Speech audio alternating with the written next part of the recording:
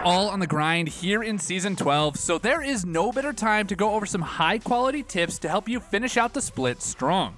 What's up, guys? My name is Valued, and today we're going to cover 12 tips for Season 12 that will have you finishing out the final few days of the split with a bang.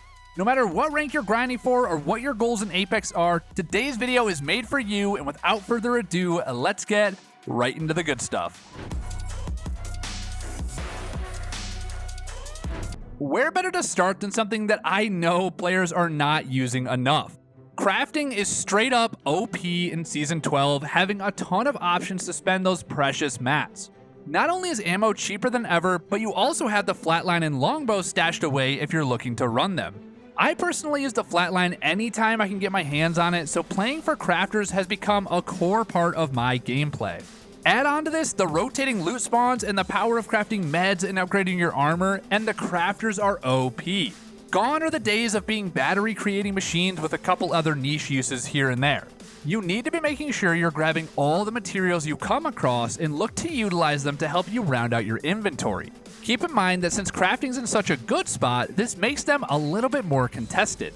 Be sure you're not overstaying your welcome or letting your guard down while you're in the area of a crafter. Keep your wits about you and add this into your mindset throughout your games, and you definitely will not regret it. Another big tip this season is one I'm sure you've all been on the receiving end of. Third parties are really powerful right now, with Olympus being a smaller map and many squads running high mobility compositions.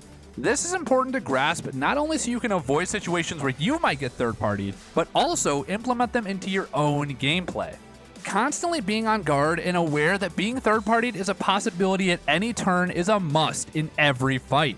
You should always be looking to close your fights fast and make sure another squad hasn't snuck up on you. On the other side, there's a reason third-partying is so popular, because it's a really easy way to get KP. Simply head towards a fight you hear going on, watch the kill feed for a down or two with the guns being used in the fight, and then push in to clean up the damaged enemies who aren't going to focus you. Most teams have the mindset that they would rather catch two teams fighting and third party than take an even fight with one other squad. And in a lot of cases, this makes a lot of sense because if you take a squad v squad fight, then you are the one likely that's going to get third party. It's honestly a pretty vicious cycle, but one that you have to recognize to make the most out of every game. Another big reason that third parties are popular is how strong mobility legends are right now in the game.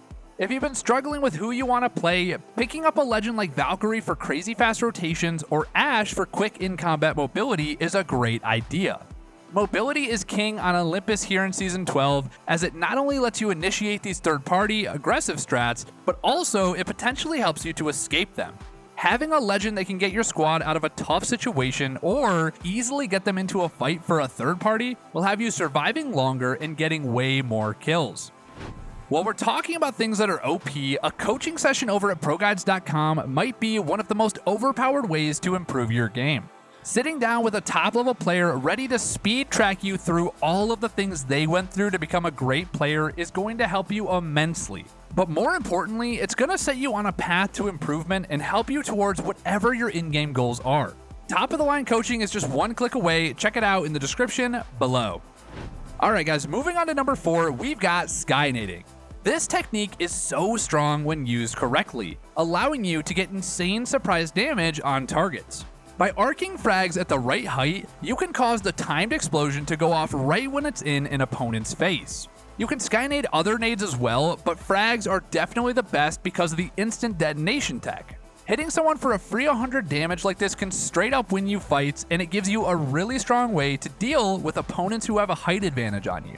Make sure you're taking nades every game and get comfortable with the arc required to hit some of these skynades. Another way you can give yourself a big edge is to abuse doors. These should be seen as tools at your disposal, as there's so many ways to use them to give you an edge in a fight or buy yourself time. We've all blocked off a door while we heal, but pre-aiming doors and aggressively peeking, or opening doors on enemies that are kicking them in, or mowing enemies down with a rampage or grenades, all of those techniques should be considered when you're playing around doors. Most players will use doors as a quick defensive tool, but seriously underestimate how much of an advantage in a fight these can really give you. If you're fighting in buildings and looking for some outplay potential, doors have got you covered. Get comfortable quickly navigating to both sides of a door, peeking aggressively to hit shots as you open them, and letting them partially close on you to provide maximum cover while still allowing you to peek the open door. Tip number 6 is all about playing your life. Look, if you're dead, you stop being useful to your team in any way. While you want to make sure you're sticking close and working together the best you can, if they get downed early in a fight or a situation goes south, do your best to stay alive. Even if your squad goes down, if you can stay standing, you can always clutch the fight or sneak their banners. If you go down with them in a poor fight, that opportunity simply doesn't exist. Next time you're going to go challenge those 2 guys that just finished off your squad, maybe think twice and look to get creative with how you approach the fight.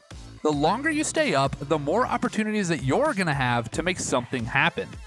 When you do take your fights, make sure you're never exposing yourself to more than one enemy at a time.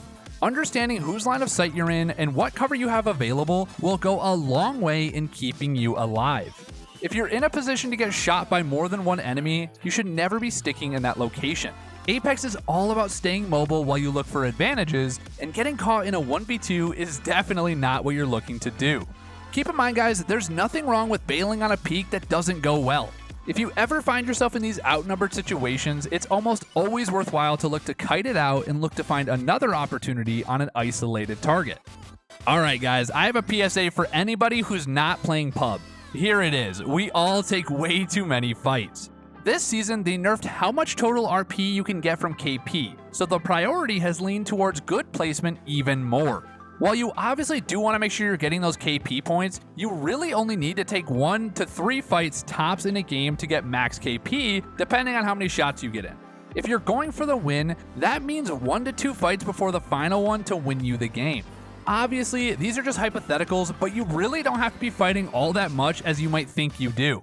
This is something we're all guilty of, but instead of continuing to push around the map aggressively looking for kills, you should recognize when you're healthy on KP and look to play for positioning more than KP. This next tip is all about healing, or rather not waiting to do it too long. If you're in those longer range gunfights while you aren't in immediate danger of being pushed, don't be afraid to throw in some shield cells to keep yourself topped off. So often I see players that just wait to bat, but what happens is you guys actually end up getting pushed before you even get to heal at all. Bats are valuable, and you don't want to wait until you're completely cracked to heal up all of the time. This not only lets you save potentially more valuable heals, but also keeps you topped off so that you're constantly more prepared for combat. Going back to how prevalent third parties are, you really want to try to stay as healthy as possible all the time. Now, if you do get low in a fight but manage to finish off an enemy, make sure you are armor swapping. Instantly swapping to an armor off an opponent's death box is a long known strat to instantly get a full shield, but I still see people not doing it. Popping a bat takes a lot longer than grabbing an armor, and even if it's not as high of a rarity, those extra couple of seconds do mean the difference between life and death. This is a great way to heal up quickly in a fight or prepare for a third party heading your way after you finish a fight. One thing that I see so many people not using is team shots. You can finish your fight so much faster if you work with your team to down enemies instantly. Most players drastically underestimate how fast they can own someone if they're shooting them with a teammate, but this is something you should constantly be looking to do. If you catch an enemy out of position and manage to hit some shots with a teammate, they will melt, and this is a great way to get an early numbers advantage in a fight. This is also another reason why you should try to stay alive at all costs. Even if you're low, being an extra gun in a fight can drastically affect how much damage output you have as a squad. Even if you're sitting at a literal sliver of health, if you manage to hit a couple of extra shots, that could be the whole difference maker in a fight. Alright guys, and finally we have tip number 12, and this is one I have said before on the channel and I will admit it. This one is all about dynamic dropping and understanding the status of the game off drop.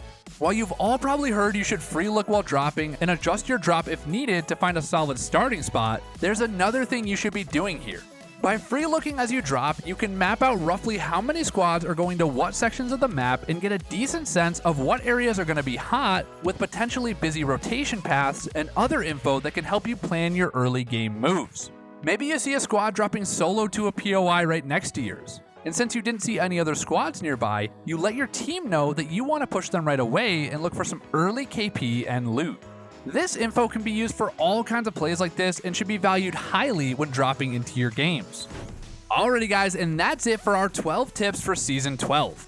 This is a really fast-paced season, but if you can adapt to the speed and come prepared to fight your way out of some tough situations, I know you will achieve whatever your goals are before the season ends. As always guys, it's been your boy Valued. Let me know in the comments below which tip you're going to implement into your gameplay, and I'll see you guys in the next one.